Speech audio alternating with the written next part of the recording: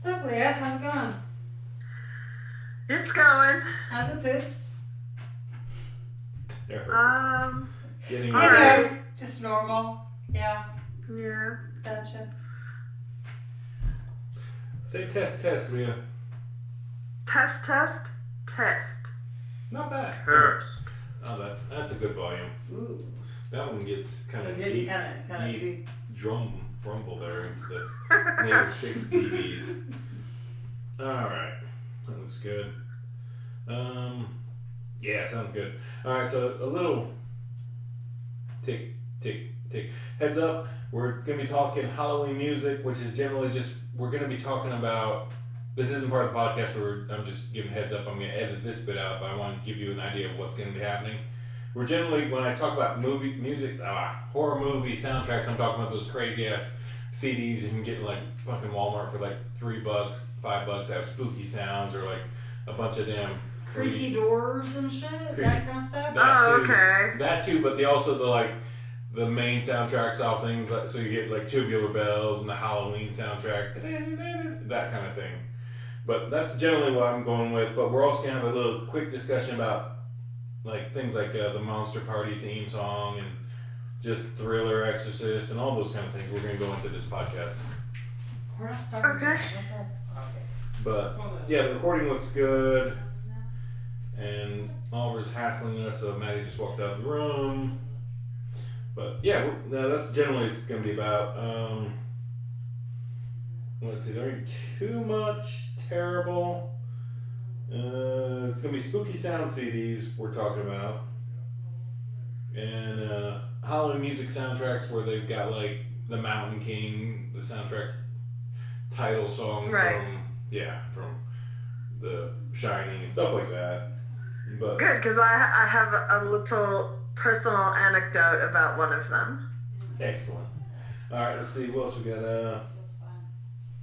Yeah, I don't know. Then I'm gonna ask like, do you think those kind of thing, like the ones where there's like the soundtracks, do you think that kind of dumbs down somebody so they only hear that and only think about that, or do you think they actually go into like, do you think that anybody actually goes and researches that anymore? That's one of the questions I'll be asking. We do. And I'm gonna be definitely making a mention of Dolores O'Riordan. Reardon. Oh, Reardon. Okay. So I mentioned her because I was listening to Zombie and it was just Halloween time. I have a good. That has nothing to do with What? Halloween. I have a good suggestion if you're doing soundtrack. All right. Oh, hold Like, on. do you think a horror movie works better with or without the music? Like for scenes. That's a good Definitely, question. music is really important. Sometimes the music without music can give you that sense of like, All right, hold on. Emptiness? not emptiness, Alright. like more sense of like build up Think. than having music. Right, yeah, that's for sure a thing. For people who are hearing abled, for people who are deaf, it probably is totally different to watch a horror movie. And that's a real thing. But thank you for bringing that up, Vincent. Thanks. Excellent. But yeah, the music in the movies definitely sets the atmosphere. And even just like the weird sounds like in the background of like say Friday the 13th, Yeah. that sound, just that, it's a trigger, right? People Yeah. who are hard of hearing never experienced that in that movie. And it's kind of, I've Okay, often wondered how stop. We need this for the. For the podcast, I can repeat it. We can it's in edit the back it. of my mind. Maybe but, we can edit it in. I don't know. but yeah, no, seriously, Great we question. go through the world with our, hearing abled mindset and don't realize how other people experience. Actually, I'll just copy and paste this section. But all right, Okay. all right. Let's jump Wait. to the actual podcast. Oh, okay, we're gonna start. Yeah, we'll jump to that What's question. starting? Gonna be starting. Let's see. Hit the plus button on Leo one time. One click. One That's click. good. You get one click, bitch. Okay. I only need one. That's That's all you need. actually plenty. Girl? All right, shake it off. Woo. Get rid of this damn seltzer burps from the damn Budweiser mango seltzer, which isn't bad. All right.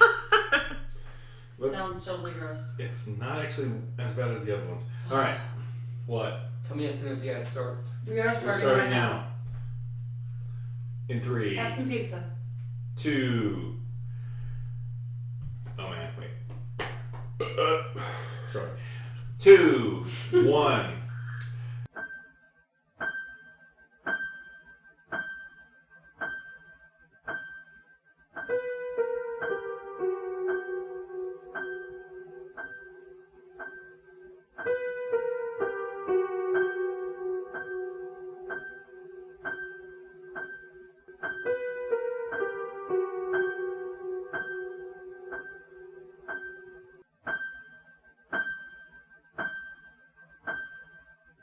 Welcome to the Chainsaw Bar. I'm your host, Mike.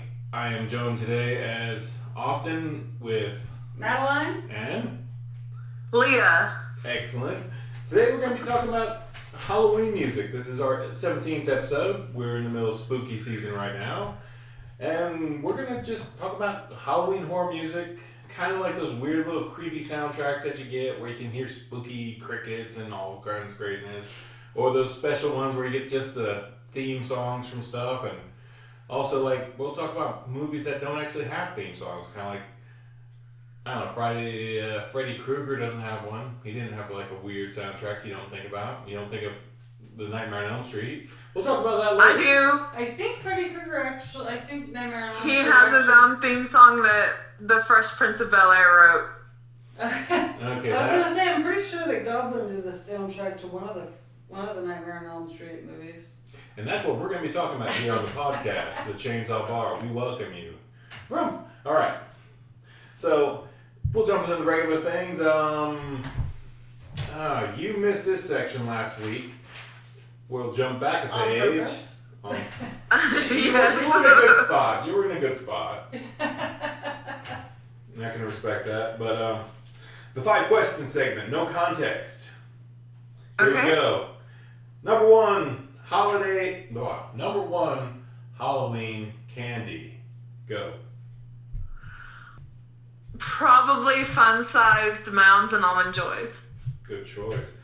Tankard of ale, horn of mead, huge glass of red wine, or shots while calling yourself sex machine. Go. Shots. Nice. Alright, Sex Machine. All right, sex machine. Excellent. Somebody had to do it. Yeah, you did it. Good job. Number 3, guilty spooky season indulgence. I never feel guilty about indulgences, so I don't have one. Good answer. Good answer. Good answer. Mine was candy corn while watching the second Crow movie. So. And imagine Cool. while you're imagining Candy Corn in the second Crow movie that he has the full like grease paint on. Yeah. Like every time, year Indulgence. after year. Yeah. That's the way to do it.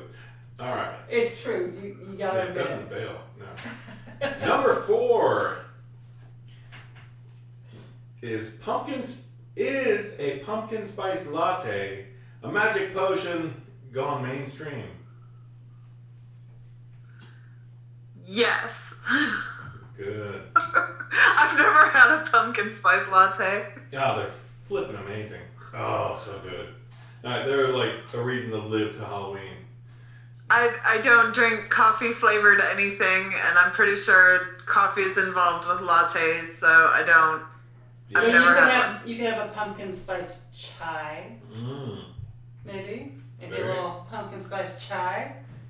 I See could how do the that. other side lives. There you go. Yeah, you could see how the fancier people live. Not us low-life espresso people. But, all right, good. Next question. Does Harry Potter deserve a spot in Halloween films? Yes or no? Harry Potter? Yep. Spot in Halloween Absolutely. films. Oh. There's Okay. floating pumpkins in the first movie. I mean, come There we on. go. All right, that's fair. All right, then we'll give you the question for the group. Do you have anything you want to ask the group?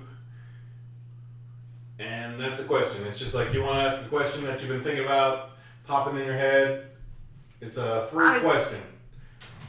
We have I to don't answer have it. one, I'm sorry. All right, we'll come back to it. When you do, just say, I got my question. Yeah, because you'll come up with Okay. it as we that's go fair. along. That's what I did. Excellent. That was the section, no 5 question segment, no context. The new section we're gonna do segment. We're just gonna pop out there. I have to think of 5 questions every couple weeks and throw it out there. It just kind of gets things rolling. Cool. All right. Next thing we're going with is we're discussing Halloween horror music, the good, the bad, and the most horrible. So before we get into that, I was listening to the radio, my little speaker thing, and Dolores O'Riordan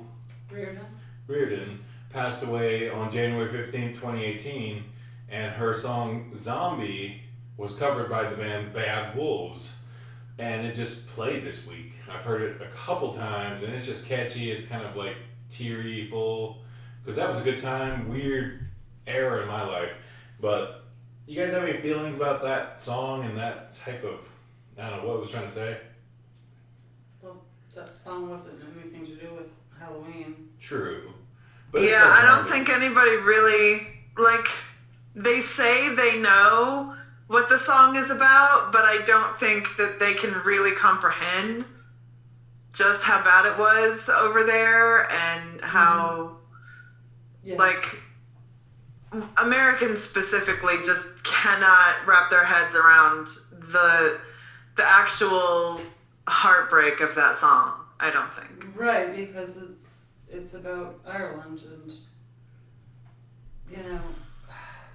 Yeah, so much. I mean, personally, I used to have a friend who was, according to his story, his father was in the IRA, and they immigrated here to get away from that horror and that persecution and just get away from the fighting. I don't think people, and maybe Americans don't understand the history with, people blowing up buses and all the shit in Belfast and in Northern Ireland especially, but just even back in Irish history, just back to the point where they were colonized and the fighting that's gone on.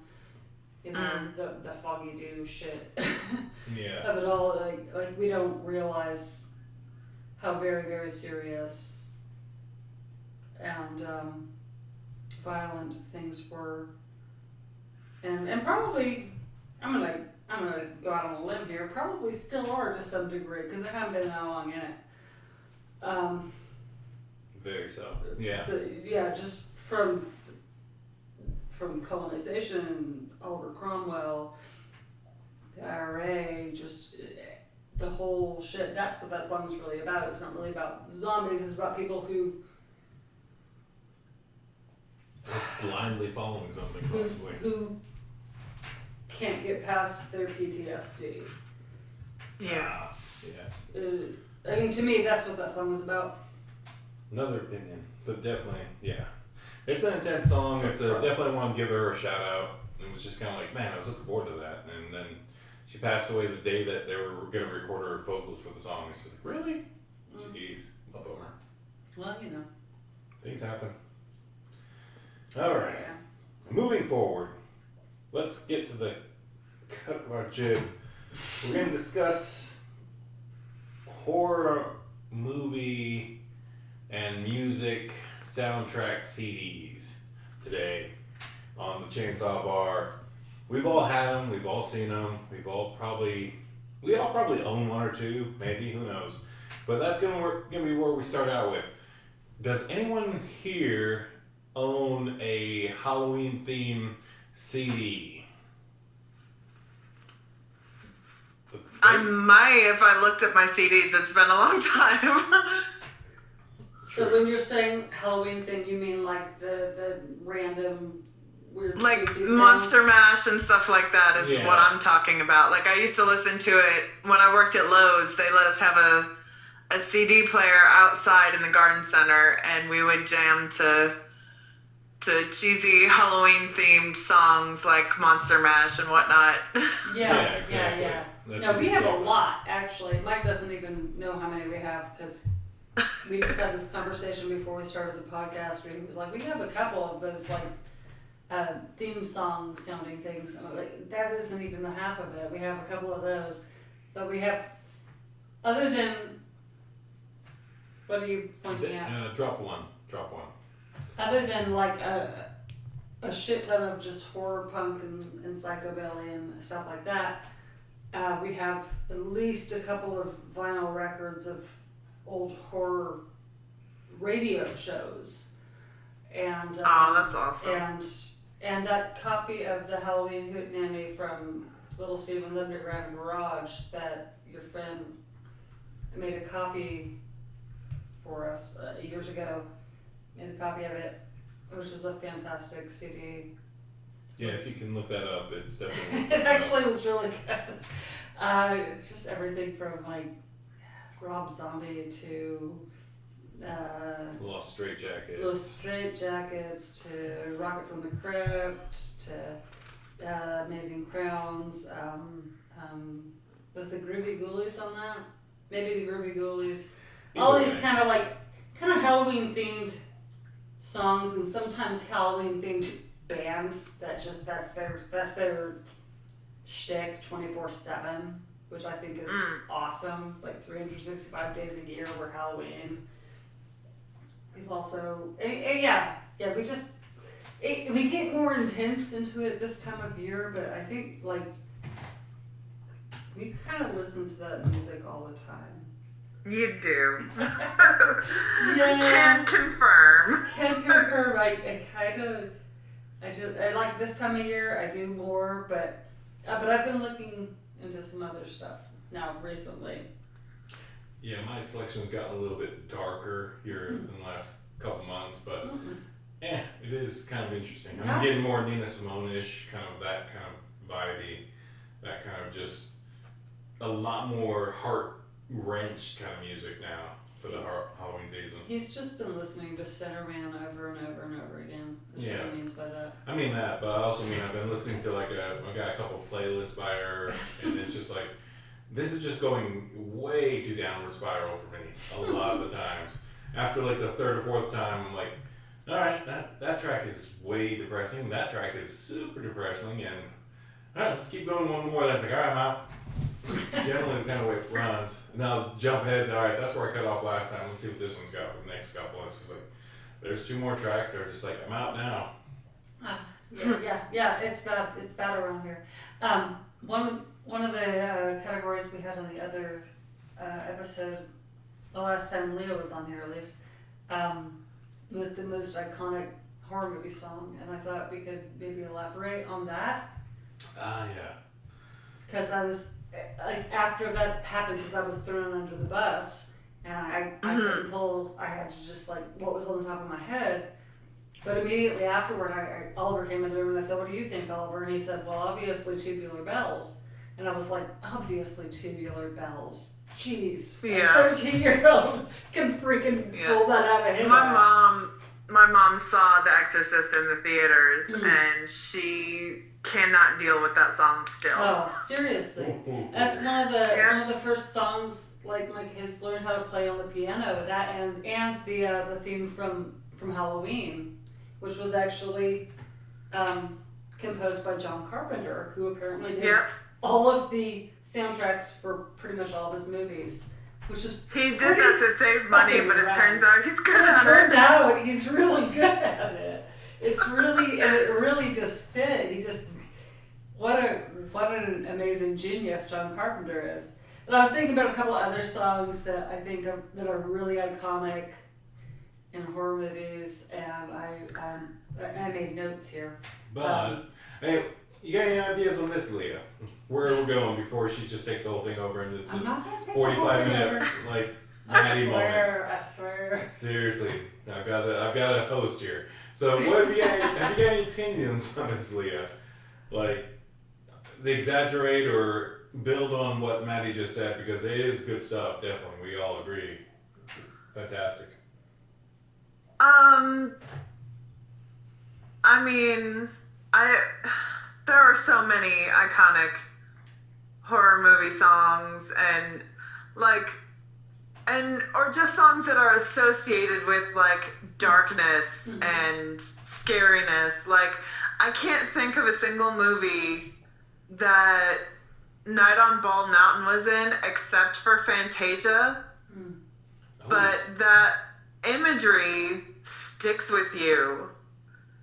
And when I hear Night on Bald Mountain, I mean, besides thinking of my parents' wedding because they had that playing at their wedding. But like when I hear that song, I immediately think of, you know, the mountain coming to life and being this giant winged demon. Oh wow, that's cool. I'm not familiar with that at all, so I'm not familiar with that track. Oh my God, it's one of the most beautiful songs ever, and it's really scary. Yeah, I'll have to look that one up and give that a listen in the dark with the black light on. Definitely hit that. Like I was thinking, Goodbye Horses, Q Lazarus. That is one of those songs that when you think of like horror movie songs that really, I mean, that was used in a movie before. It was used in, I think, Married to the Mob before it was used in Silence of the Lambs. But the Silence of the Lambs with Buffalo Bill, with that Q Lazarus song, which is such a beautiful song. And it's a standout song, regardless. And that there's I only think of Silence of the Lambs when I hear that song. I don't think of literally anything else unless somebody's parodying it. Like in Clerks 2 or whatever. Yes, exactly. Which was obviously a reference to Silence of the Lambs. But yeah, that's such a great, beautiful song. And also, like, when we're talking about horror movies and women in horror movies, like we could extend that to women in horror movie soundtracks. And if we're talking about black people in horror movies, and we should. Here's this song. There isn't a lot of representation for black people or black women specifically in goth music, and so that song and Q Lazarus just really stands out to me as being important for horror and goth music both. That she had that one song that kind of like made people listen to her, and now she's like a fucking bus driver up in New York or New Jersey or some shit. Cabbie, bus driver, something like that. It's crazy. Yeah, she just kind of like dipped out, was like, nope, not doing it. I'm gonna go drive a bus. Which is cool. So weird. So much potential just not utilized, but sometimes it's just not your driving motivation, I guess. Yeah, but I mean, she didn't get the attention she maybe deserved in the music industry, and the music industry is notoriously shitty. So, but I think it's really important to recognize this woman's contribution to horror movies. Yeah. Thank you, Q Lazarus. I was also thinking Pet Sematary, the Ramones. That's a iconic. And we were listening to the other day that song "You're Dead" from What We Do in the Shadows. Yeah, like I haven't been able to stop listening to it. Norma Senega, who is so actually you get like some Maori, some Aboriginal Maori representation in there. And that song is really old. From New Zealand, like from 1966. Yeah, so it's not like a new track. It is not like he just found one. It's amazing. So awesome. I love him for that. All right, let's see. Let's jump into discussion about just the classic whatever. Anybody? I don't know. Let's just go with Feelings On. So here we go. Leah, Feelings On, Yep. Thriller. Michael Jackson. It's classic, and my son will watch it over and over and over and over and over and over again every year. Excellent. To the point where I'm kind of over it, but I will, always recognize it as a classic. Yes. Madeline, Thriller. You mean the song, not the whole album? No, just the song. Not the Just song. the whole No, album just the song. Yeah. You know I love You're going that to go song. too deep on this, so stop. I am, but that whole album is a gem. Yes, I love that song. Everybody loves that song. Vincent Price, shit. The video was so great. He actually got the guy who directed like American Werewolf in London. Oh, okay. That's impressive. Yeah. I can't think of that guy's name. I apologize. John Lyndon. I can't remember. We're horrible. We're not good at this, but we do it anyway, and you're listening. So we thank you for listening. I can look it up. Oh gosh, Clayton moment, but whatever. You know what? It's good stuff. We need to give credit where credit's due. We need to give credit where credit's due. I'm pretty sure that Michael Jackson actually got Anyway, John Thriller. Landis to John Landis, yeah. or maybe not John Landis, but maybe the special effects guy from it. Either way, to direct that video. And for me personally, that was like one of those kind of songs that, like, I just got to hear on the radio back in the day when we actually had a real radio station here in the mountains where there was actual music played, not just country crap. Like, I actually got to hear that this time of the year, like, for at least 5 or 6 years, like, every Halloween I'd get to hear Thriller. I was like, yes!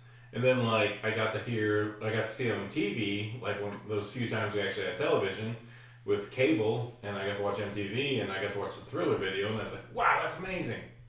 And then it was just like, oh, cool. But then that station died, and then we had just crap country that never plays Thriller, and that's life. It's depressing, but now we got YouTube, so we can watch anytime we want, but it's more important this time of the year for me. I get to enjoy it, and it feels like a childhood kind of memory that just kind of rubs you the right way. Yeah. Doesn't feel you up in the bad spots. So John Landis definitely directed that video, by the way, and that was the director of American Werewolf in London. And it was funny as I watched a documentary a while back. Can't remember what it is, so I can't cite my source. Sorry, but he was talking about Michael Jackson coming up to him and saying, "Hey, will you direct my video and make it look like American Werewolf in London?" And at that point, John Landis realized he had never seen any of his other films. Oh. But it was like, cool, I'll still do it. He's seen the best ones, so who cares? Right. Can you name his other films? Yeah. Can we? Can anybody? I'm pretty sure our viewers will. I'm pretty sure they will. They're probably much more knowledgeable than that. Listeners, yeah, definitely. We're eventually... Oh, wait. No, fuck. No, Blues Brothers. Oh, my goodness. Yes. Okay, I feel bad now. I feel kind of dumb now, but I'm in the horror mindset. And I'm not in like awesome like blues music kind of cruising kind of mode. Yeah. But you know. You got anything Anyway, on brilliant. What? You got anything? Nope. Dang it. I already said my piece about Thriller. So. Awesome. Yeah, the Thriller's amazing. It's always a great track this time of the year. It's got shitty werewolves in it. They go fuck themselves. And it's got zombies who are awesome and they go fuck themselves too. Because I don't want to deal with a zombie either. Least favorite things I deal with would be werewolves and then having to deal with a mob of zombies. Especially those fast ones. Fuck zombies. And fast zombies that can dance and make me feel bad because I can't dance. That would be more insulting to my life. I love all the videos on YouTube of like wedding parties, like bridesmaids and groomsmen and stuff like that, where they all know the choreography and they all dance it. Like, that shit's so cheesy, but it's so wonderful.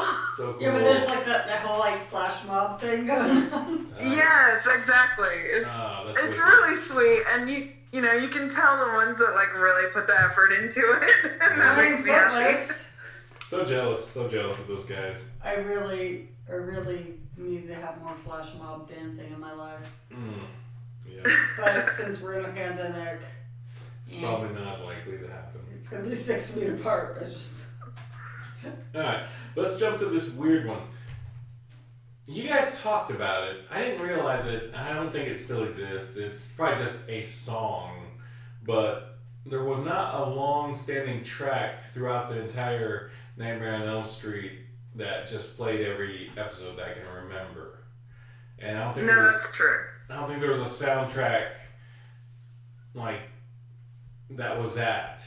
No, that thing that ethereal thing that is the standout sound that you think when you think Freddy Krueger. You think Michael Myers, yes. You think John Landis and Thriller, yes. You think Maybe it isn't one that's stuck in our consciousness, but I'm sure it was there. possibly.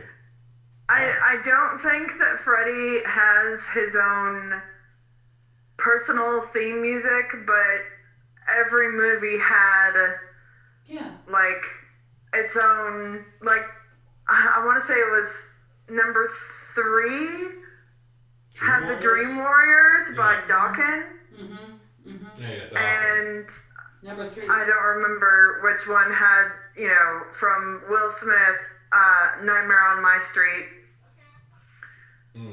That seems later.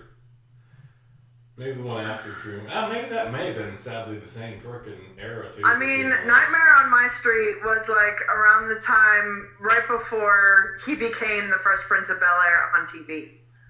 That's impressive, actually. There's some respect there for Will Smith again. Damn it. Yeah, that's impressive. He's so diverse, that bastard. Love Will Smith. Yeah, So different. number 3 was Dream Warriors, for sure. Okay. But did it have Dawkins? And Yeah. If that was the song, then yes, it did. That's what we're wondering. It also had the You're first. on the internet here. You But should it had be the know. first. But from somewhere else, not on the internet here. That was the first time in horror movie history where the black guy in the film made it to the end of the film. He died really early in the beginning of the 4th film. But Yes, he did. Like they're like, oh wait, we forgot something. Wait. So maybe that's where Will Smith came in.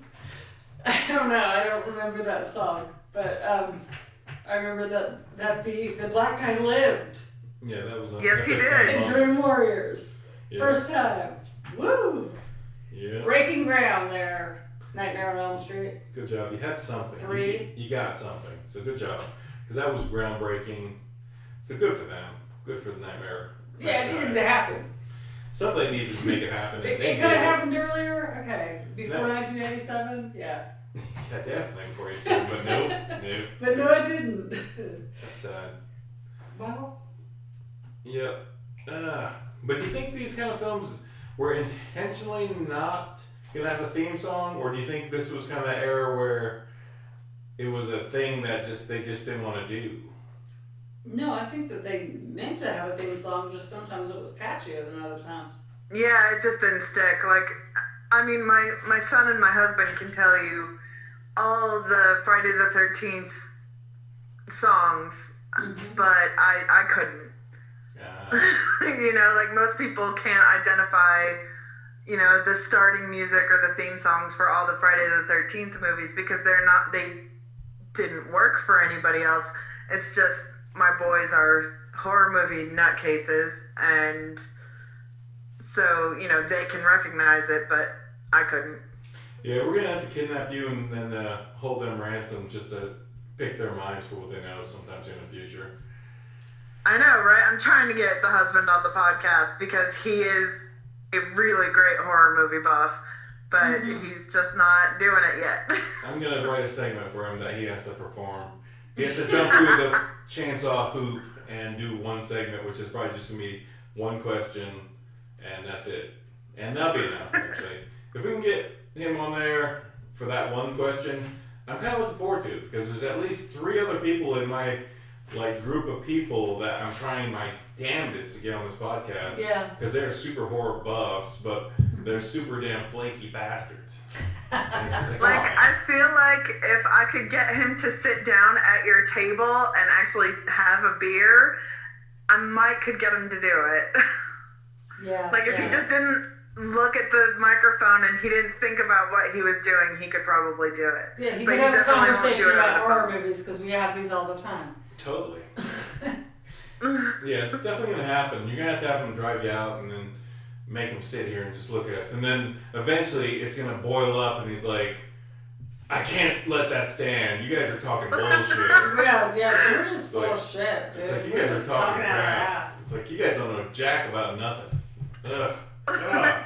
And Yeah. that'll be the point that he snaps, and just like then we just gotta make sure the mic is just on him, and we record it for like generations to come. And that's what it comes down to. Yeah.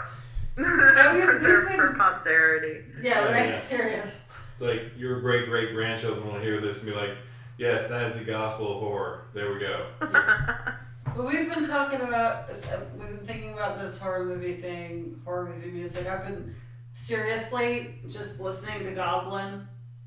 Goblin, yes. Goblin, thank you for all of your Dario Argento movie soundtracks with the damn synthesizers.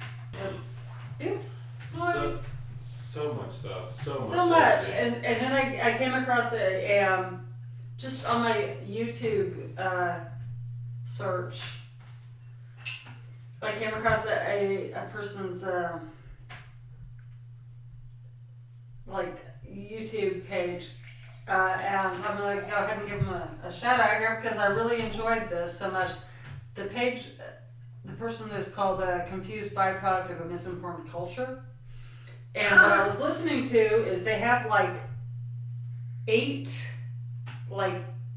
think about 8 issues of what they call it came from the 80s, a retro dark wave horror synth special.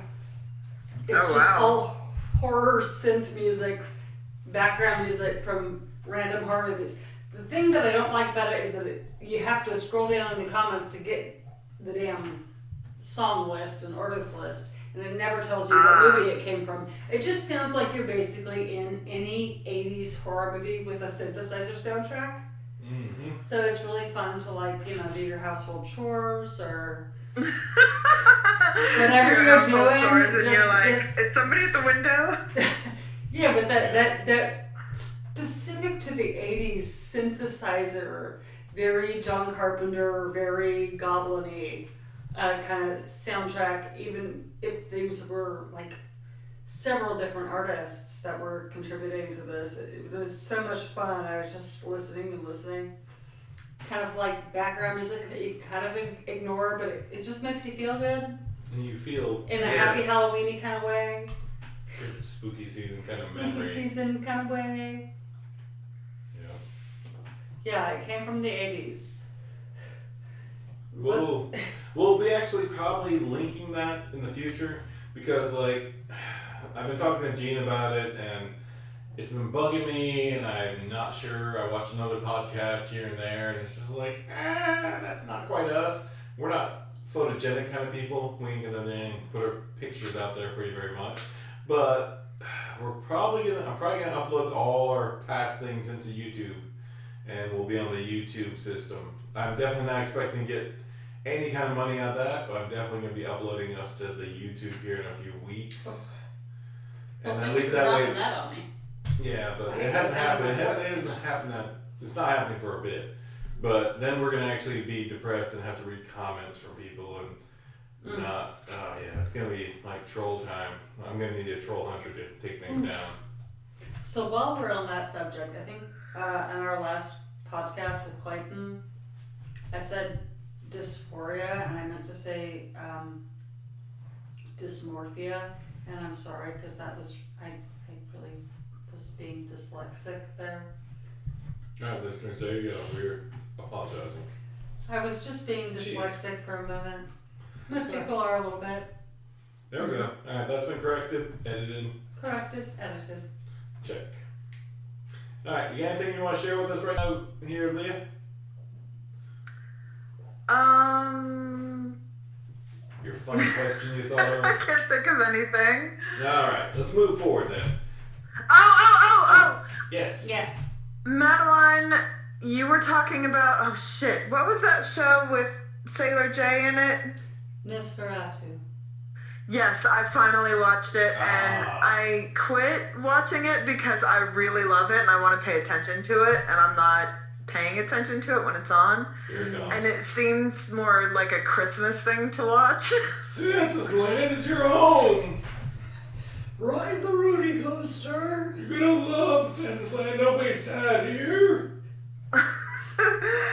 So yeah, I'm looking forward to that in December. But like, I really like I that see show. it. I see. I dig what you're saying there. I'm pretty sure I'm far enough behind in the episodes that I can I can stretch it out. Yeah, by the time we actually get through that series, because we're only on episode 4, and it's been so good, but it's just like, it's so much to take in. Yeah, but she took down all of her YouTube stuff, and that's drag, because some of her YouTube stuff is pretty fucking great. Oh my god, she's so funny. She was so great. She'll eventually put it back up because money. Turkey's dry as shit. Sharon. Susan. Susan. It was Susan. Oh, so good. No, she's a gem. Love It's gonna be her. fun. Yeah, it's so good. We had if you haven't listened to the last episode, we go off the deep end and we just totally start talking about horror movies we're gonna make based in the Cherokee theme park. Yeah, Santa's Land.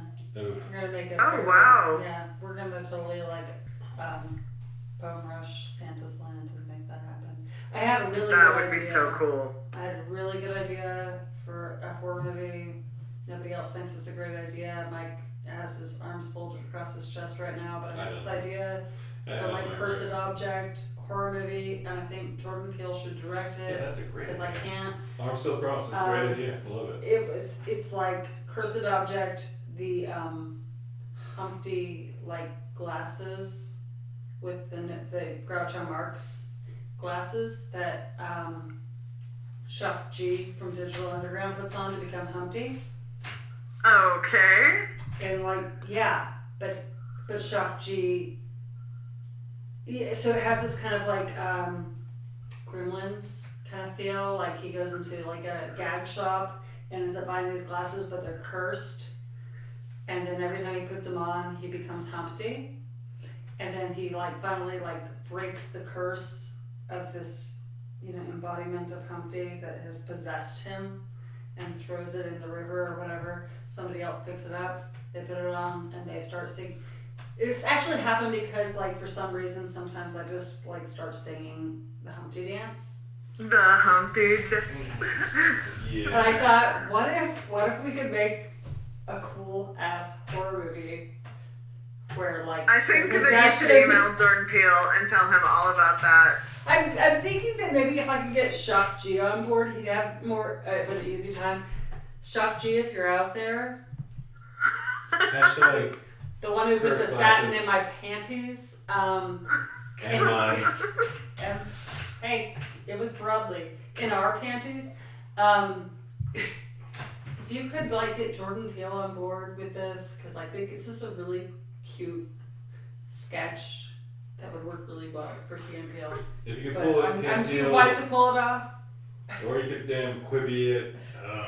Some sort of Quibi. It's yours. It's yours. It's your story. It's your biography. We're gonna go to social media and like be a bunch of damn troll hunters and track you down. Seriously. You're gonna be our next damn Seriously, victim. I would watch that. If there was a possessed like Yeah, possessed Humpty Humpty glasses. glasses. Yeah. at the nose. Oh my That god. makes you just break So into the funny. Humpty dance in really inappropriate situations. Now I'm pretty sure if we could go from there, we could definitely get Jersey City Dracula fucking made. Yeah.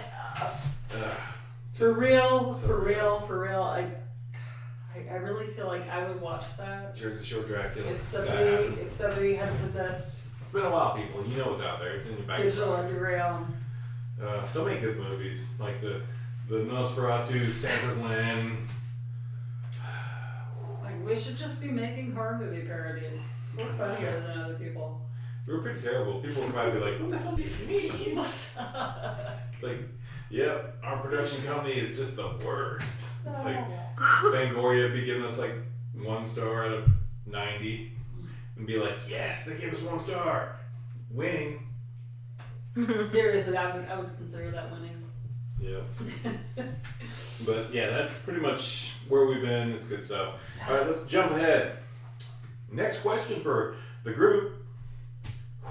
What ritualistic acts do you indulge in during the build-up to All Hallows Eve?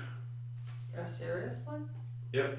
I myself personally, I go deep in searching for Halloween stuff.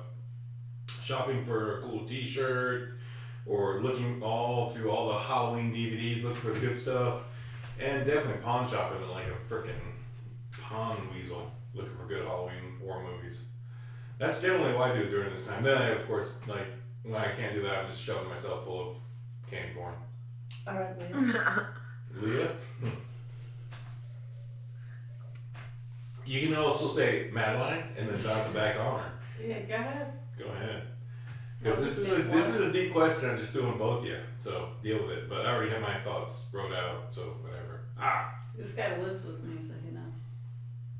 Or maybe he doesn't pay attention. Don't pay attention at all, but like I definitely want to hear you say it out loud, so it's like documented, so I can reference it when I need to future reference it. Like, all right, it's that time of year. Let's check podcast 17. Oh yeah, I need to go get this, and this is like the perfect thing. Woody, someday in the future, you'll reference this podcast and say, "Son of a bitch, this is so useful." I always forget, and then I just go back to episode 17 and say, "All right, I just pick up this thing," and then it's just like, "Woo! All right, I'm the god of this world for 30 minutes." Nah, not this world. Sad, really. Not the Samhain world. Not Samhain world? Oh. All right, Glenn, calm down. Yeah. So as far as rituals go here, decorating the house is a huge one. My son has to put out his headstones and the big dragon blow up and our Frankenstein blow up. And Woody does the inside of the house, and we have, a pumpkin carving party with the entire family. Oh, wicked. That's so cool. Totally jealous, actually. Man. I feel like our teenage boys have moved on, and it just kind of sucks. Yeah, with the pumpkin carving. But remember when they were little? Yeah. Still, yeah, I make him, I'm sure Ed's not that interested, but he bought a pumpkin, so he's gonna carve it. Buy the pumpkin, take the ride. Definitely. So good. Our pumpkin's all rotted from the vine, but... Oh, no. They were gorgeous for...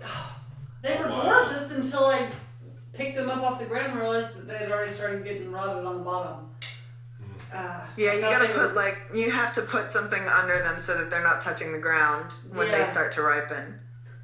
Like a brick or a stone or something like that. Next year I'll definitely pay more attention to that, because I did not, and they were beautiful. It's a garden lesson. Yeah, well, it's lessons. Yeah, if you guys grow pumpkins anytime in the future, make sure you put, when they start ripening and look pretty, make sure you go out there and put something under them so they're not just in the dirt in the ground, getting soggy and rotting.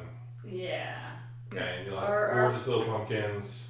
Slugs love pumpkins, so you wasps, apparently, after they get good and rotted. Not the same thing. But, what, slugs? We're lucky, we don't have many slugs here. No. Oh my god, I have huge slugs. They're disgusting. They're all over the place. Not much around here. Nah, not so much. No, Halloween, we decorate for Halloween, definitely, inside and out. We got a whole, haunted graveyard, forest with we did some landscaping, or we were actually not landscaping, just pruning back our rhododendron, and got a bunch of gnarly branches and painted them black.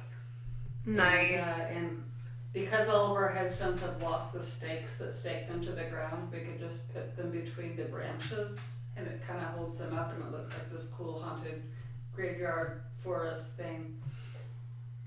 We just use tent stakes. Yeah, that would work. That would work. Yeah, but it's not bigger than 10 foot by 10 foot, so it's not big. It's not like we've got a sprawling, awesome cemetery growing in our front yard, but it looks gorgeous. It looks cool. And in the future, I'll be setting up an Instagram and we'll share that photo, but not right now. Yeah, but we decorate inside and out. But so far as Halloween goes, like that's a spiritual holiday for me too. Yeah, I can't So wait. that's like, you know, that's the Celtic New Year. We're gonna be It's so weird this year. We got Blue setting Moon around. New Year's intentions like you do for the rest of y'all on January 1st or whatever. Resolutions. Yeah. How's that work with the fact that we're running Blue Moon this year? We've got like, It's a blue moon. it is Blue Moon. Like on the 1st we had a full moon, and on the 31st we're gonna have a full moon. Does that? How did they deal with that? It's gonna be extra powerful. You think? Yeah. Oh yeah. Oh yeah. Yeah. Or that's Wouldn't that be what's the November moon called? It's the hunter moon and the harvest moon in October, but what's the next one? The November moon usually called? Is it the harvest moon in October this year? Yeah, I think so. I don't think so. I think it is the hunter's moon. I think I could be mistaken. I believe that's what it is, but yeah, that's what I was wondering. I was like, I wonder how it's gonna work with the fairy folk and all of them, like Celtic thingies and all that jazz. Because like running 2 moons is pretty rare. Like it's I'm probably. gonna carve a turnip this year Ooh, that's cool. Yeah, because that was the original gourd to carve in Ireland because they didn't have pumpkins. Right, yeah. How would that? So even- yeah, I'm carving turnips. Did they have round? I'm gonna do it. Like, oh, turnips. Okay, yeah, that makes sense. Still, it's like, how's a turnip hollow? It's not hollow. You basically, I don't know how the Irish did it, but I'm gonna hollow it out from the back. Okay, that's probably. That's my plan. I'm not gonna cut the top off or anything. Yeah, like pumpkining a turnip is kind of complicated sounding. I was thinking parsnip because I like parsnips way better than like turnips and rutabagas and all that crap. Beets. But like I was like, how you gonna pumpkin a parsnip? Was running through my mind this entire time. Like, how's that even a thing? It's like, no, that's not a thing. That was a parsnip a turnip. It isn't. It isn't. There you go. For harvest moon was October 1st. Aye. And then Halloween. Then is the hunter's moon, like I said.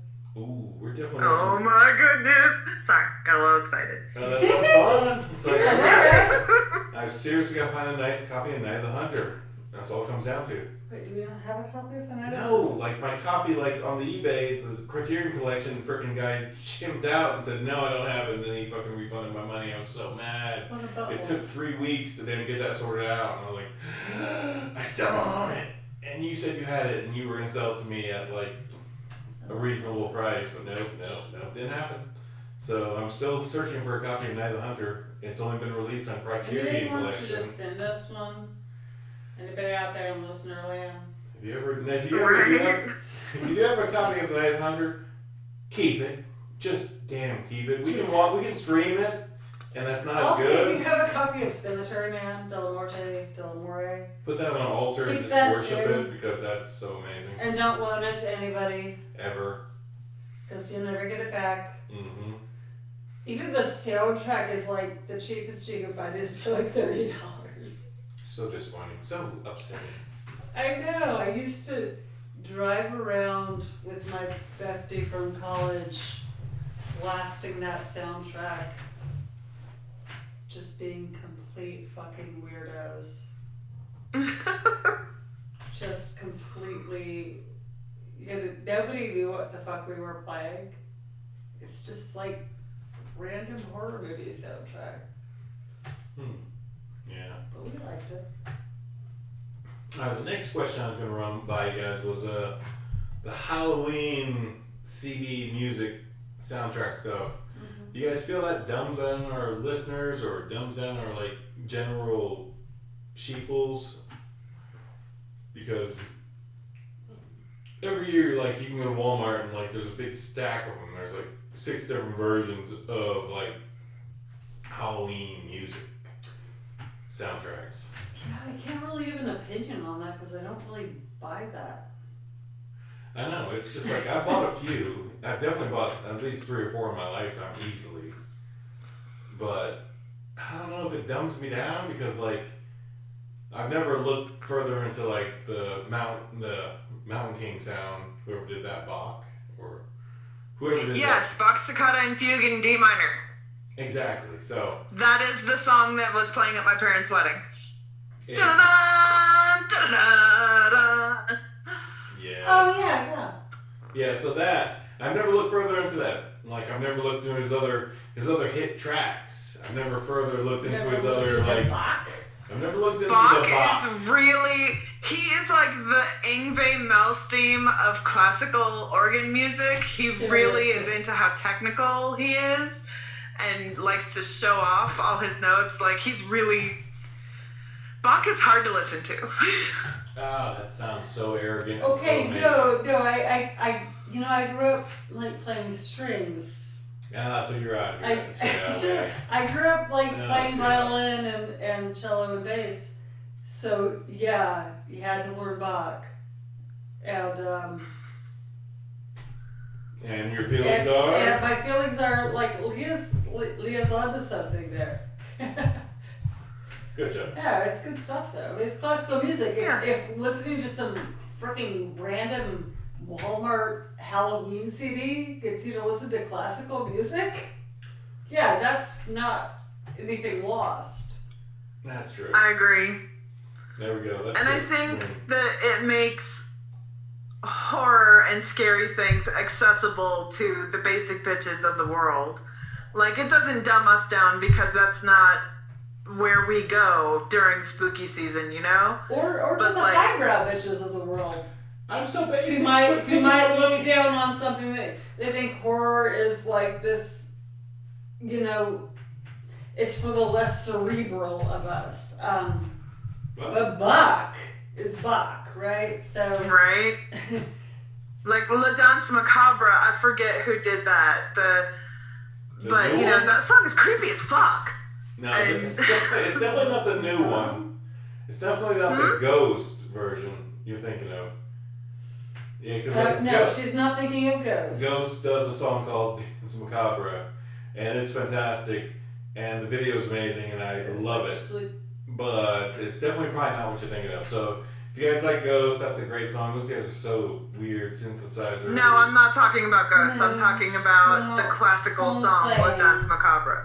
Yeah, That's what I'm saying. The Faustian. Yes. the basis of what they were building on. I can't do it right now, but. Some saying.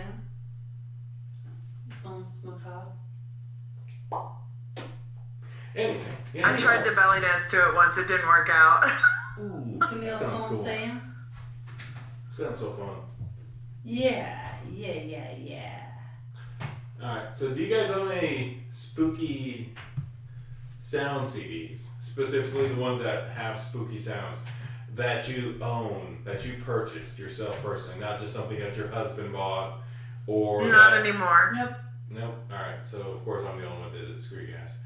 Yeah, you're my husband. So many times. You're It's my just husband. like, I have there it is. Spotify now. I have playlists for that kind of thing. I don't really need it's CDs true. anymore. I was watching the Gulag on like Shudder, and I was like, the other morning I was off. I was sitting there. It was my morning. I was like, what am I watching? All right, it's the Gulag, but apparently it's just like they show a pumpkin. And it's like Sam Pumpkin Soul or something. Yep.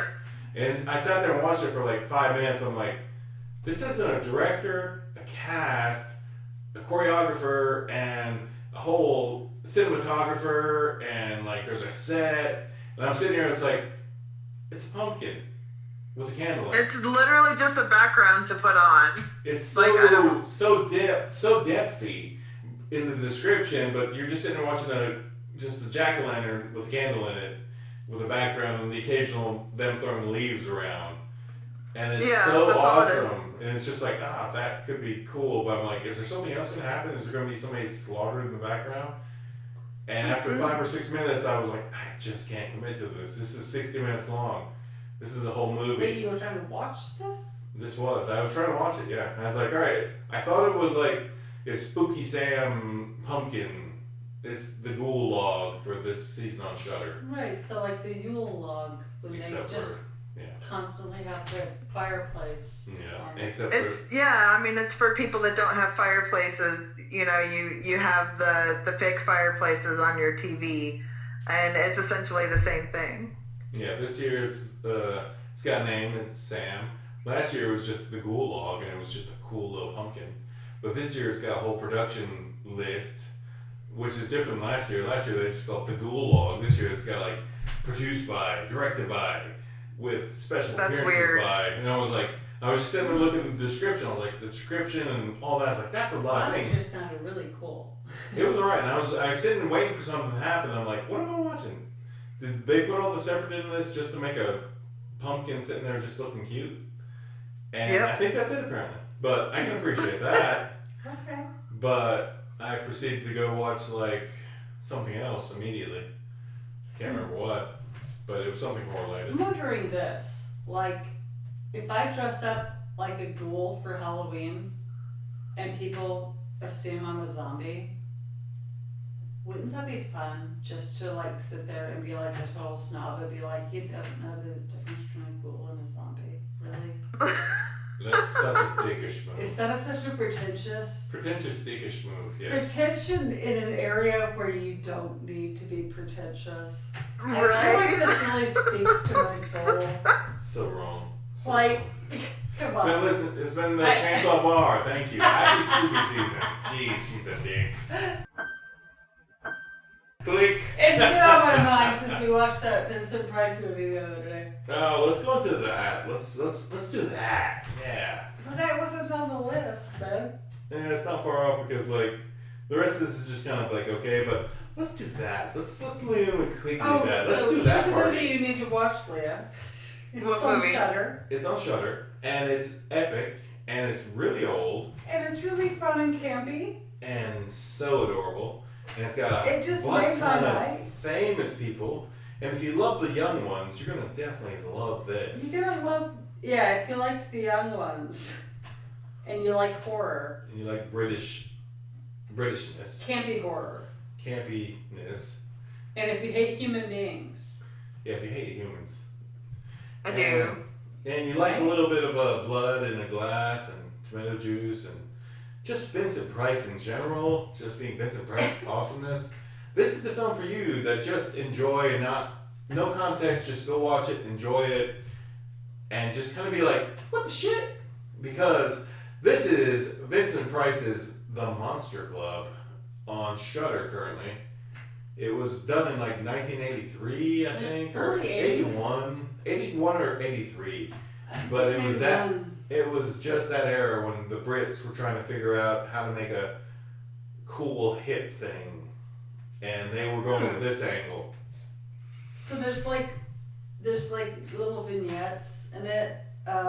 3 stories. 3 stories. If you don't know what a vignette is, and you don't think it's just a tasty thing to put in your I salad. think Madeline just uses Tasty salad fancy words sometimes. Fancy tasty salad words. I love vignette on my tasty. salad. I love a vignette.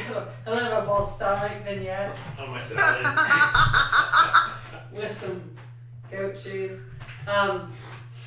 Yes. Anyway, it's like 3 little stories, and then there's like the stuff between with Vincent Price and the horror writer who actually wrote all the stories to begin with, or the character who plays the horror writer who is the real life horror writer, and Vincent Price being a vampire kind of character who takes him to this nightclub for monsters and tells some scary stories, and it's so much fun. I had so much fun watching this, and it got so many shitty reviews on the internet.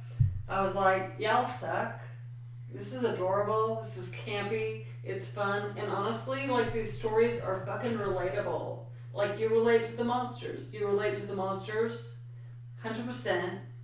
Totally. And at the end of it, he like totally like doubles down on that by saying, you know, wait, we don't have any human beings in our monster club. Those are the biggest monsters of them all. And gives examples of why we are the biggest monsters of them all. Yeah, Vincent gets such a great monologue. He just like does, boom, totally. just levels humanity. It's like, you guys suck, and here's why. Boom. Human beings suck. You're the monsters. If we don't have human beings at our monster club, can we call ourselves monsters? what? Yeah. Hello. And then it has this cool, like, new wavy kind of ska, like, second wave ska, new wave, punky soundtrack in between with the bands on the stage and the club, and which it has that, like I said, a very young ones feel to it. And if you don't know what that is, Look at the young YouTube it, I ones. guess. It's just like, it's a BBC TV show that was big in the like early days of MTV. They played it late night, and BBC Okay. did Before it, that, it was on the TV in England in the 80s. but not by much earlier. No, it was actually about the same time. But it was done by the Brits. Either way, we imported it and probably paid for a few episodes, and that was the best decision MTV did in a long Good time. stuff. Good stuff. So Anyway, but this was fun. It had some great. There was a great set where this there was this like burlesque kind of scene. oh, that was so amazing. That is the best burlesque I've probably ever seen in my life, Yeah. and you'll have to watch it to see why. Cause I will. how it ends up like Badoom Ching is very ghoulish. But it's fun. It's not like super gory or violent, or it's totally like PG actually in terms of violence and sex and stuff. Pretty PG film, but I thought it was really cute. I wish my kids would have stayed and watched it with me because they would have liked it, but they didn't. Yeah, there was no eyeball anything in it. And no eyeballs. So there you go. Okay, good. It's a win. It's a straight win. across the in. Super board. fun. It's on Netflix right now, right? But it was like It's on Shudder. They moved it to Shudder. It's Shudder. on Shudder. It was like And you can honestly, find it anywhere. it wasn't well reviewed, and since like the early '80s, it hasn't been widely distributed because people just didn't get it. I guess I think it's cute. I think it's campy. I love a campy horror film. Yep. I love a horror film with heart where I can relate to the monsters because that's who I am. And you have to look at, when you're watching the film, you're like, what the hell's going on here in this club? And you have to just kind of set yourself back a second, take a few steps back and say, all right, these are the monsters of the club, and they're just dancing and having a good old time. Yes, And and it it just- absolutely looks like cheap fucking B-grade costumes, and that's Yeah. awesome. It's awesome, but at the same time, it's like I was like, is this are these supposed to be real monsters, or are these people dressed like as in cheap Halloween monsters. costumes? Because you can't really tell. But At the end of the day, they're supposed to be real monsters. They're just that cheaply done, and that's awesome. yeah, it's fantastic. It's like, that took a minute to like kind of, every time you seen it, it's like, what the shit? This Yeah. is horrible. But at the same time, it's like, all right, I can accept that. It's the Yeah. monster, and that's the way it looks. And then I seen the guy with the monster with double eyes, and then I was like, oh, that one's cool. That's a good mask. And that's a cool monster. I was like, Oh all right. yeah, the effects are terrible Yeah. in the club scenes, In but the some club of the scenes. other effects weren't that bad at all. Yeah, the practical effects in the regular films the regular segments are great. The So- vampire. The vampire's great. The ghoul section's great. Oh. So fun. So sad. And amazing. But there you are. Yeah, but yeah, no, it's a film that you can kind of, relate to the monsters, Okay. and I think that's important to do. Yeah, so if you guys out there in the damn listening world get a chance, close your judging anything and just look into like a fun monster movie for Halloween. Check out The Monster Club with Vincent Price. Yeah, watching horror movies isn't necessarily like a how scared can you be without peeing your pants pissing contest. Sometimes we just actually watch horror movies for the enjoyment of it. Like, I don't like being frightened by movies. I do, but at the same time, it's You just- might, and Leah might, but I don't. I don't enjoy being frightened. I'm a person. I'm a Taurus. I like my feet firmly on the ground. I don't like being frightened, but I like having my thoughts provoked. So that's where I'm going. No, that's where the segments in that particular movie went. Mm-hmm. They were all really enjoyable. Mm-hmm. So like, And- if you got Shudder, check it out. If And you got even like though if it's you get- cheap and campy, it is thought provoking. yeah, the segments, the stories are great. They're like old classic kind of weird feeling. It's a great like anthology film. If you got a chance to watch it, check it out. If you got the chance to put it in your collection, definitely do it. Definitely. For real, for real. Yeah, and you can't be a Vincent Price fan and not have put that in your damn mindset, because he put out a fantastic Price performance, just classic. Like if I was wanting to go hang out with Vincent Price, that's how I want to be hanging out with Vincent Price. And Just also- him, just kind of laughing, having a glass of wine, just like Dancing. dancing, Vincent Price dancing. dancing, Hello. Vincent Price. Oh yeah, Dancing to the New Wave group. oh yeah. And he's like, "This is my song," and it's just like, "Oh yeah, They're that's playing. his song." The first band played his song. Seriously? This is my song. And it's like, really? Vince Price was new wavy. It was awesome. That's awesome. And also, Vincent Price had been on a film hiatus for a couple years before this came out, and they asked him to do this film, and he was just like, "Yeah, what the hell?" Because he actually liked the film that much that he came out of Semi-retirement. semi-retirement. But honestly, really he's close to like- age retirement.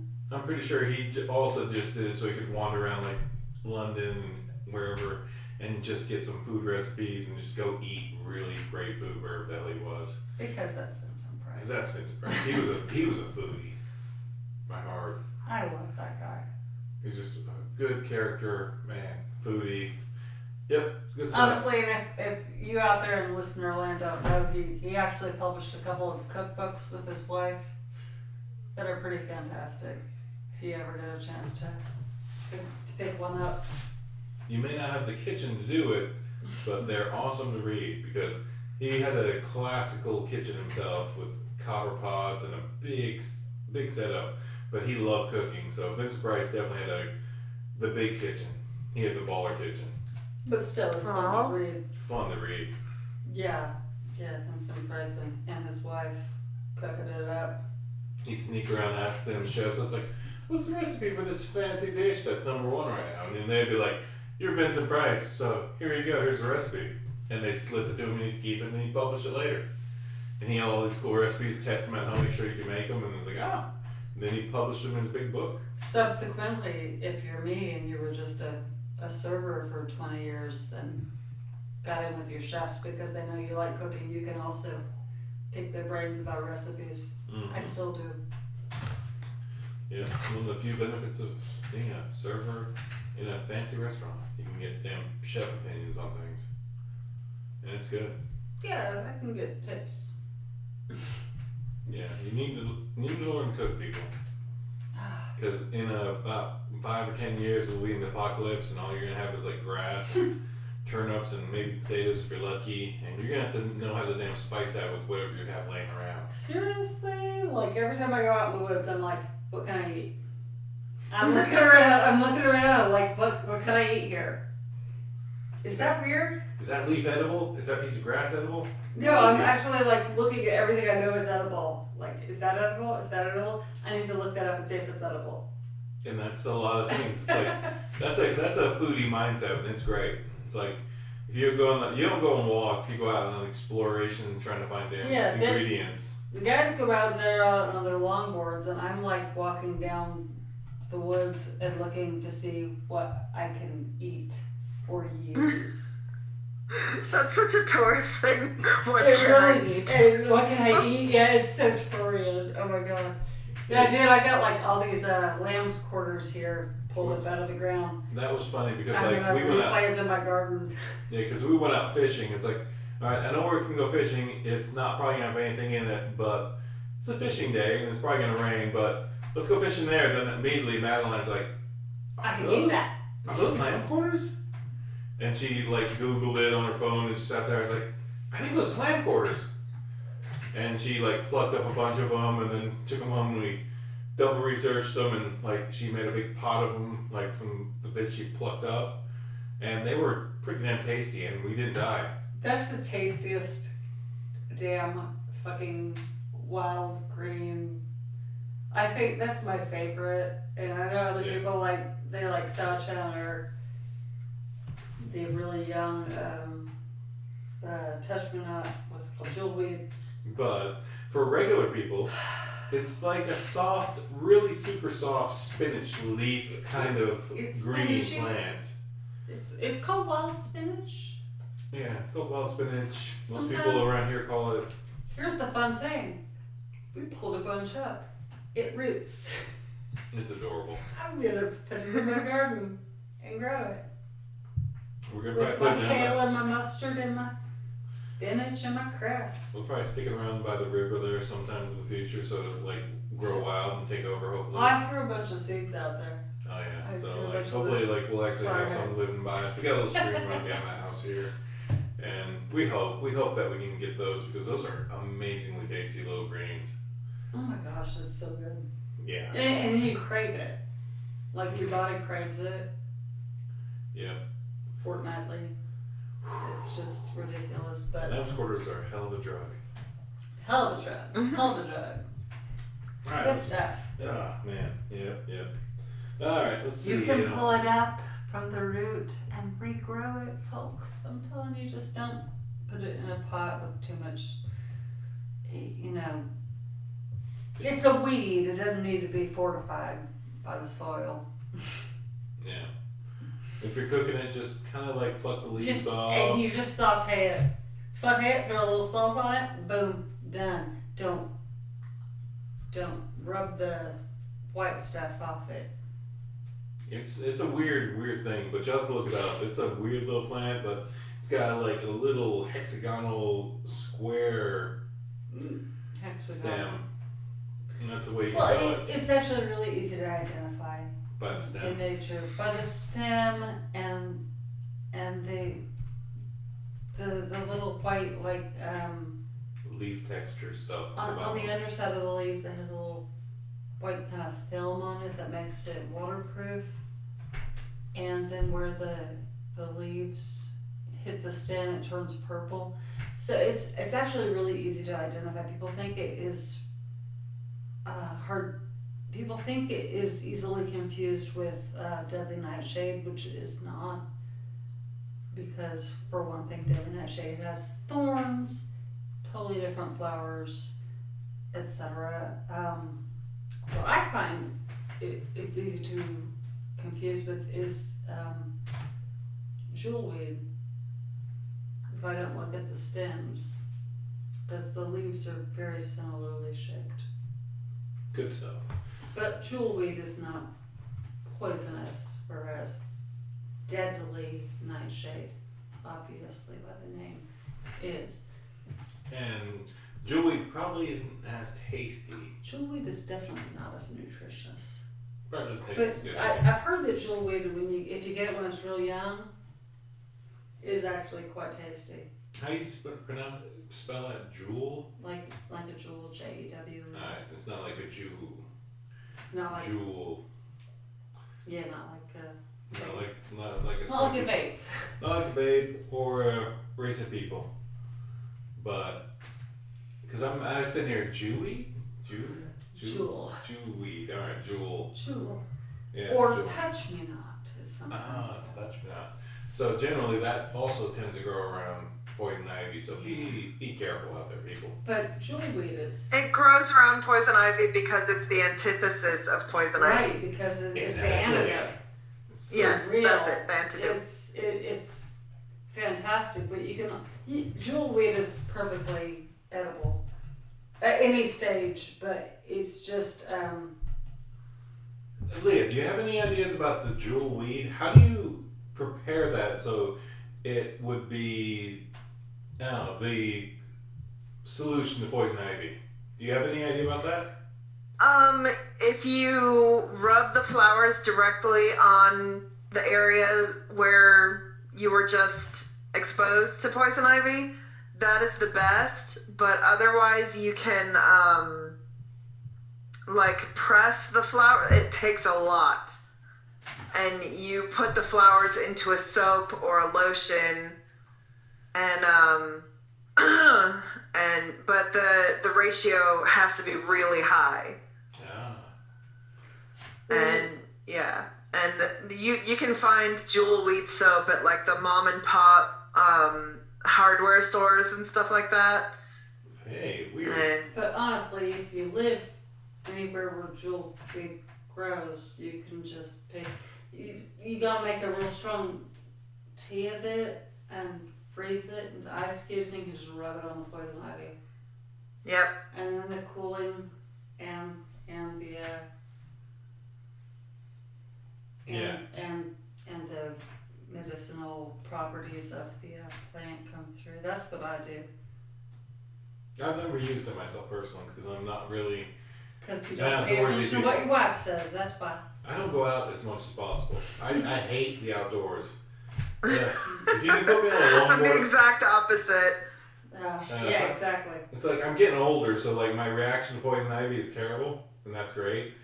But like yesterday, we went out and longboarded, and then we went fishing, and I crawled through what I was so terrified was actually like poison sumac.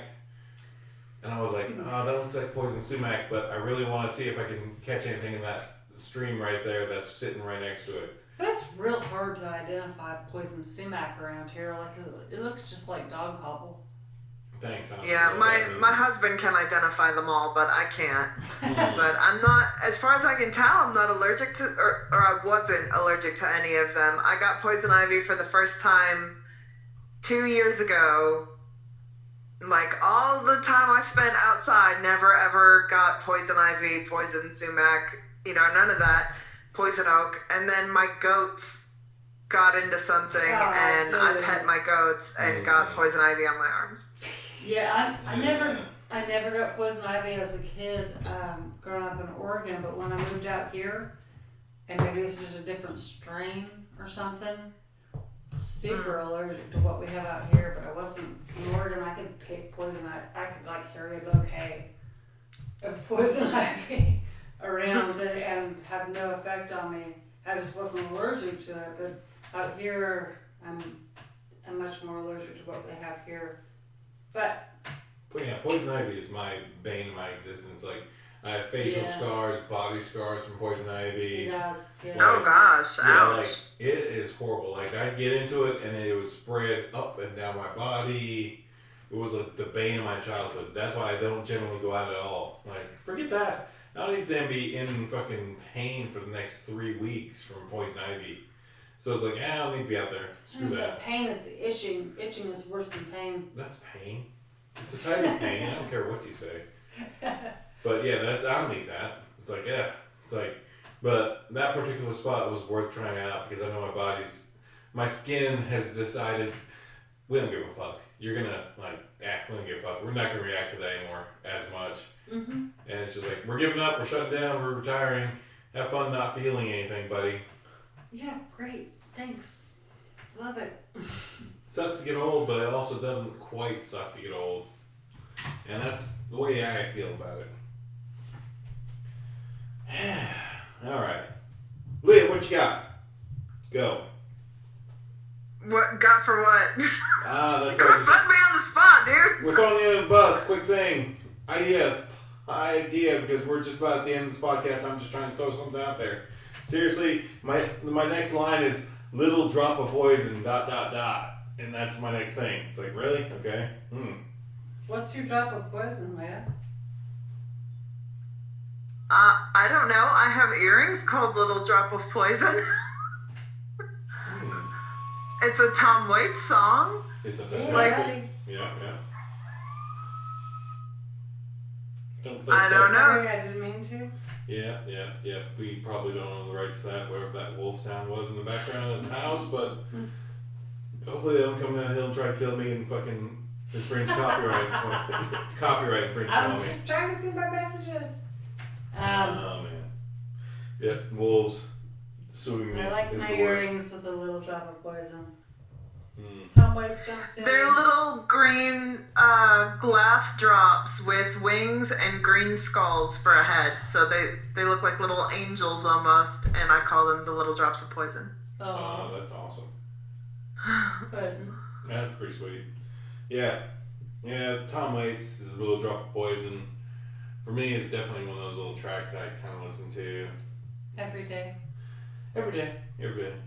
Generally, not really the springtime so much, because I'm trying to go some other angle in the springtime.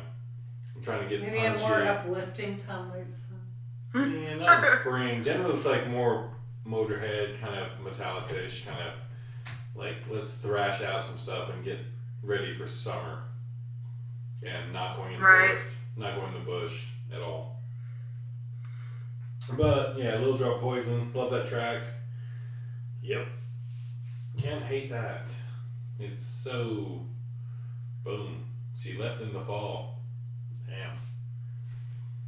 I don't know what to say about that. There's an Annabelle Lee reference there somewhere, and it's all Edgar Allan Poe kind of times. If you read poetry, I suppose. I don't read. Screw it. Throwing it out there, I don't read. I ain't got time for reading.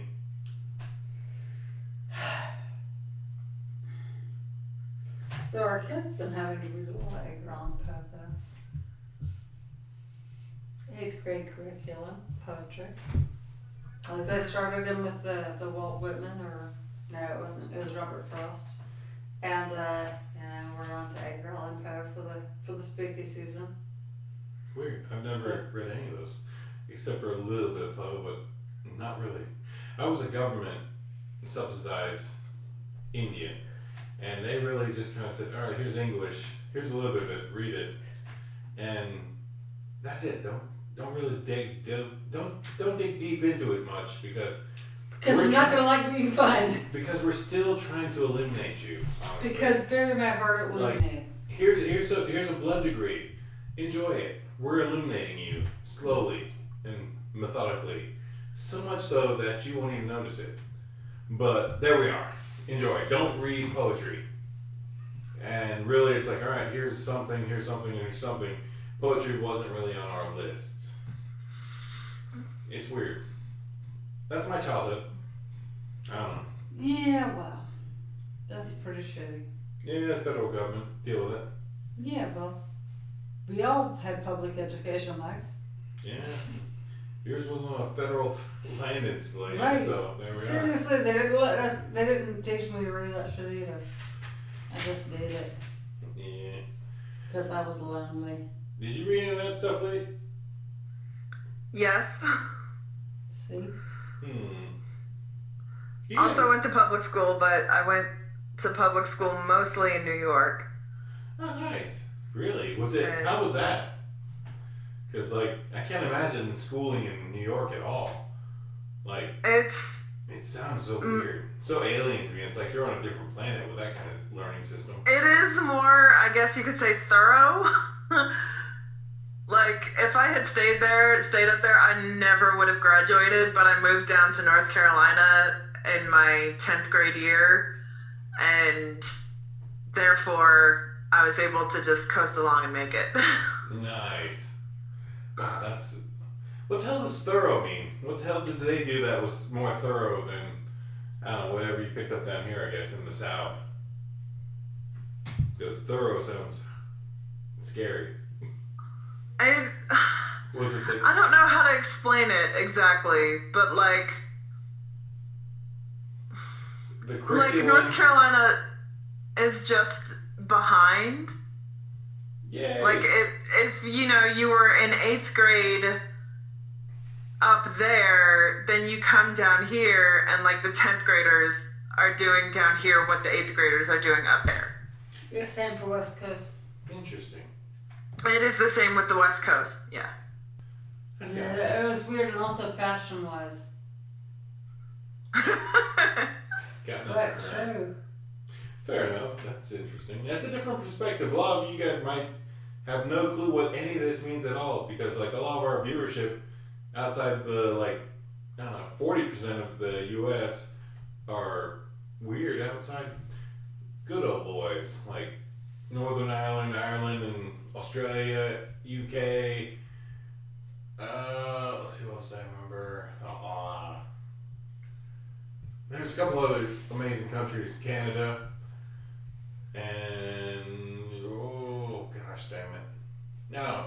Either way, some other amazing countries have pinged in to listen to a couple of our podcasts, and bless you for listening to us. I'm pretty sure you probably said the hell with this after the first one that you listened to, but damn it, if you ever come back and say, I'm going to give it another try, and you randomly get to this podcast, thanks for coming back to us and checking us out, because I'm planning to put us on YouTube here in the future, and I don't want to read your comments, because that's the only actual thing that will have comments on it, because nobody has found the Chainsaw Bar's Facebook, and I kind of like it that way. But I'm not going to pay $10 to advertise. Right, we're very insulated. We're not like dealing with the public's opinion of us.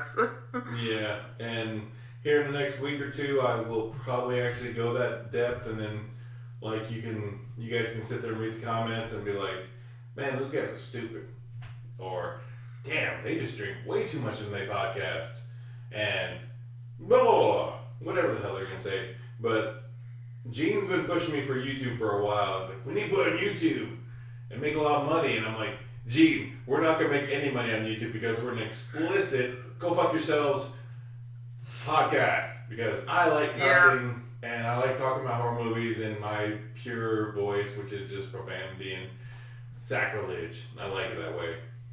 And that's the way I roll. Because I'm not a Christian. I am an Indian. And I like Jesus, I like Buddha, I like God, but I am not going to divulge to any kind of religion. And I'm going to cuss like a filthy flippin' sailor that's going to go mutiny on his damn captain and take over and go sailing around the damn Caribbean, drinking rum and stuff, because that's the kind of dude I am. And pretty much our podcast is like that. So we're definitely not making any money on this. I like you, Anchor. Thank you, Anchor.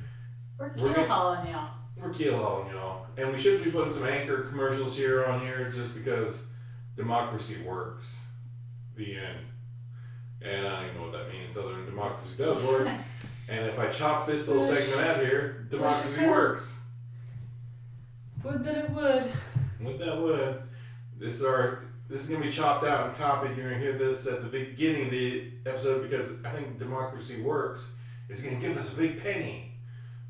And you know what? We're working towards that pack of gum we're going to get from this podcast here in a month or 3.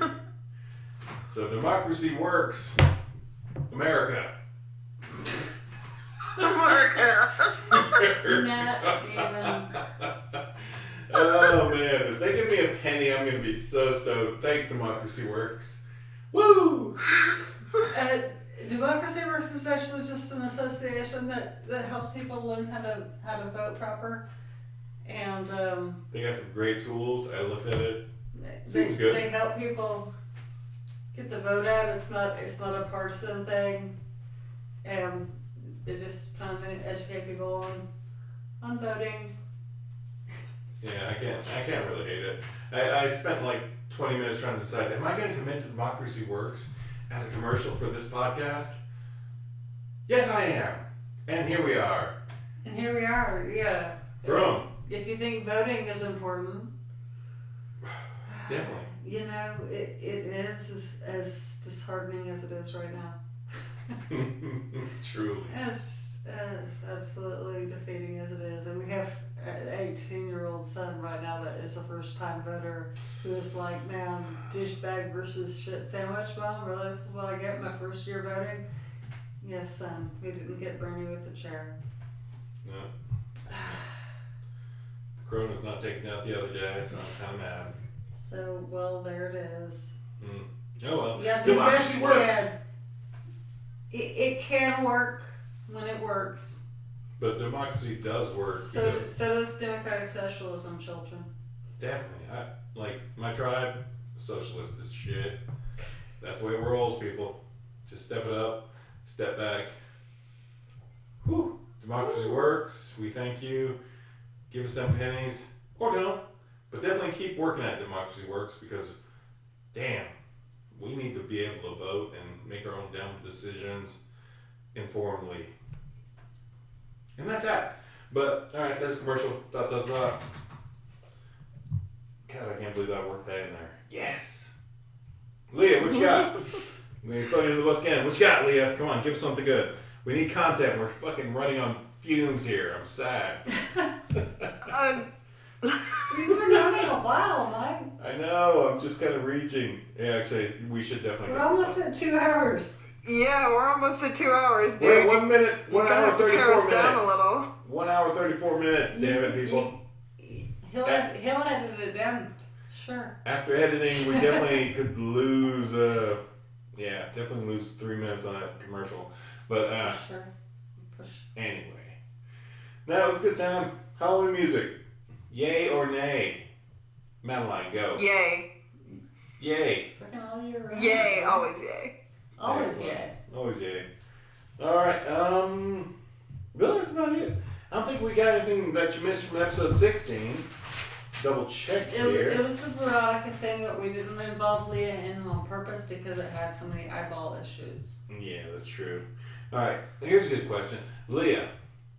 What? When you watch a really shitty fucking horror movie, like the kind of like Veronica madness you watch, what's your palate cleanser? What cleans your mind, cleans your like gag reflex of what you just saw? What do you go out and do? A palate cleanser after a really bad movie is probably just a good movie. Like one of my go-tos, like Placid. There you go. There you go. That's a great answer, and that's how we're gonna end this. So let's wrap this up. This has been a good episode of the Chainsaw Bar. We're running into voting season here in the America, and it is a shit sandwich versus a shit sandwich.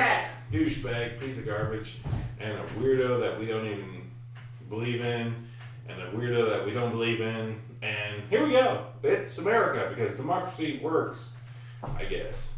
At least we get to say something even if they lose our ballot. But Right. whatever. It's The only America. like fucking decent candidate is the Green Party candidate, and you know he's not gonna win, so you can't vote for him. And that sucks. Yeah. I actually took a political quiz to see who I should vote for, even though I already had decided. And they were like, you agree 96% with the Green Party. And I was like, well, no shit, but... Yeah, no shit. But when was the last time a fucking third party candidate won? Fucking America. Right? Had a fucking chance. Because honestly, I would vote for what's his name, Howie. Yeah. Yes. Yeah, that was him. That's it. If Yeah, it's just if a. he had a fucking chance, if it wasn't so dangerously close to Donald Trump becoming president again, it fucking kicks me in the dick. It really does. It really Right? pisses me off. I voted third party last time, and look what happened. And look what happens. I know. I voted Yeah. for Cthulhu last time. Honestly, 100%. Wrote in Cthulhu. He didn't win. This world didn't end. And I feel like it could be there, but it didn't happen in this 4 years. So go fuck yourself, damn Cthulhu. And fuck you, Donald that Trump. pretty much is actually what happened. Yeah, I'm not like been eaten by a damn elder god, so it hasn't happened. Yeah, we've all gone mad. Yeah, whatever. I still have to choose a candidate, so I'm not mad. That's what sucks. Yeah, I know what you're saying. Yeah. But it wasn't the other two last damn election, and now I'm gonna have to go with one. And I'm good with it. I've accepted my fate. America has to vote. All y'all out there get the luxury of voting? Do it. Damn it. Damn it, man. Just tough it out, y'all. Tough it out. Yeah, definitely. Grab you a drink. Sit back, look at the things, study the candidates. See if anybody goes with you. It's a weird time. We got less than a month till our elections hit off. And we have to damn sign our named in blood to whatever the hell we're gonna do for the next 4 years. Here in America, the rest of you guys probably are A-okay. You got them reasonable candidates, aren't fucking capitalist scum suckers. But, whatever. Vote, people. Vote. I have friends who don't even vote, and I want to slap their mouths all the time. I slapped their mouths a couple of years ago in the primaries. They would have probably wrong. Honestly, it's the primaries that get you. You dumb fucks. Yeah, it's capitalistic democracy. The zombie plague hasn't hit us yet, and here we are. Damn it. Maybe we should watch a Romero film. Yeah. Lee, you got anything else? Nope. You got anything else, Maddy? Nothing that doesn't sound too pithy, so let's. Alright, people. Let's piss off. Also, we've been drinking Vampire Cabernet Sauvignon 1918. He's saying that wrong on purpose. I assure you, he does the same thing with quinoa. It's from California, Quinoa. Cabernet Sauvignon. Swigavignon Vampire bottle from the Vampire Wineries. It's not bad. It's a good wine. Its bottle's pretty cute. I bought at our local IGA for, I don't know, a reasonable price. And it's a Cabernet Sauvignon. And guess what, guys? Somebody just posted on my Facebook, no pastor can support same-sex marriage, homosexuality, transgender, abortion, and preach the gospel of Jesus Christ. And guess who's getting unfriended right fucking now? Goodbye, person. Human. Who? You're gonna tell me later who said that. Nobody you know. Some scumsucker. Goodbye. Goodbye. Thank you very much. You're the weakest link. Good day. But that was it. We've drank Vampire bottled wine. We're definitely going to have Leah have some of this next time we're having a little get down hoot nanny. From the Vampire Vineyards. Exactly. When we're not drinking box wine, we're definitely going to be trying this Vampire Vineyards Cabernet Sauvignon bottle of stuff. Come on. Anyway, I can't Please pronounce believe me. Sauvignon. I can't pronounce that word. It's right there. It's just so Yeah. hard.